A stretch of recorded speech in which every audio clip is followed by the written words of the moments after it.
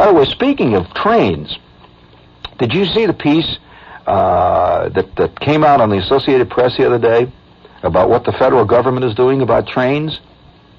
Well, listen to this. The federal government is backing research now at this moment on a passenger train that would travel up to 1,000 miles an hour through a tube containing thin air at minus 450 degrees Fahrenheit. Wow. Well, you know what? Wait a minute now. That's a fantastic concept. Think about this for a minute. That means 1,000 miles an hour through a tube in a vacuum, practically a vacuum. See, a thin air, they mean a vacuum, which would reduce air resistance and all that. And of course, the reason that they have it 450 degrees is obvious too. And so, can you imagine 450 degrees minus? Remember, that's way down there, friend. That when this thing whistles through that tube, that means that you would be in Chicago in about 45 to 50 minutes. Whoosh, whap. I don't know what kind of scenery you'd see. I don't think you'd see much scenery. They would be, you know what I guess they would do? They'd have screens in this thing, see, and flash old type scenery on it, you know, that's filmed. You know, it's not the real thing, because after all, you know, they're inside of a tube. What this sounds like is a super subway. It sounds like they're working on an idea of creating a cross-country, transcontinental subway.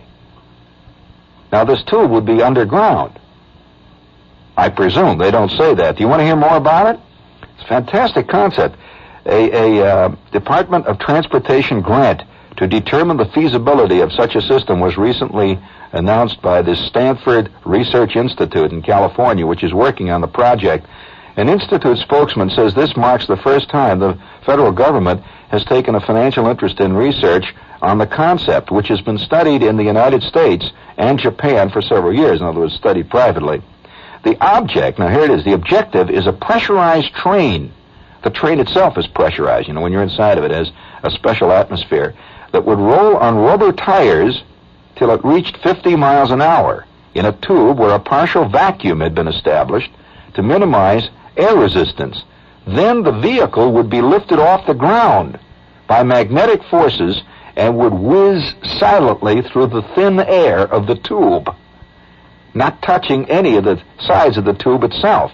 Magnets spaced the length of the train would interact with opposing magnetic forces in an aluminum guide strip to lift the cars about a foot above the guideway and keep them centered in the thin vacuum tube. It's a fantastic idea. The 500-foot-long test guideway nearing complete, actually building one, listen to this, the 500-foot-long test guideway nearing completion at the Institute's headquarters in Menlo Park, California, will be used for testing a 1/50th scale model after at least a year's work on a feasibility study. In other words, they got to do all these studies to determine it. The Federal Railroad Administration wants the study to aim at a safe, smooth, quiet, pollution-free ride. Now, you want to hear a little more technical thing about how they're going to make it go. The method of propelling the trains and the ways of achieving temperatures near absolute zero to make the magnets superconductive will be two areas of study. They're not sure yet. Jet engines, rocket motors, other driving forces have been considered, but researchers say listen to this one, they favor a linear induction motor using the same electrical forces that hold the train suspended in the air to pull it forward.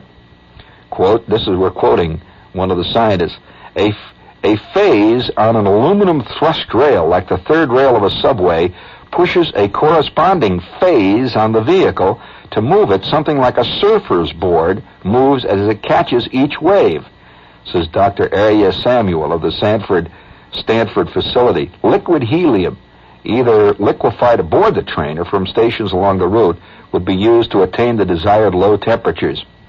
Fantastic concept. That's like taking a giant subway.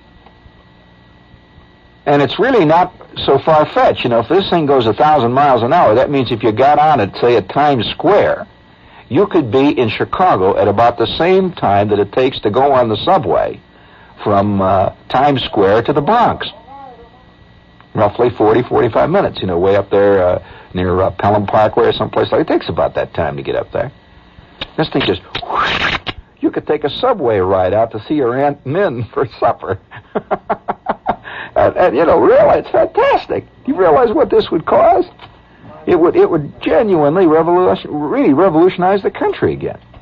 It'd be a whole, and of course, a lot of people would complain bitterly about it, see, when it's being done. But it would revolutionize I think, for one thing, it would practically do away with turnpikes. Now, think about it for a minute, you know. There would be very little point in driving your car to Philadelphia, which is how long from here? It's 80 miles or so from here, through the turnpike. When at that speed, at about 1,000 miles, you get in Philadelphia in about 12 minutes. You get in this thing and zap. There you are, you know, right in the middle of, you know, the city of, what is it they've got there? Love? And it would be very hard to convince yourself that you should drive all those hours, you know, all that time through the traffic and through the Holland Tunnel. Well, you could be there in Philadelphia quicker than it would take you to get from one end of the Holland Tunnel to the other in your car in normal traffic.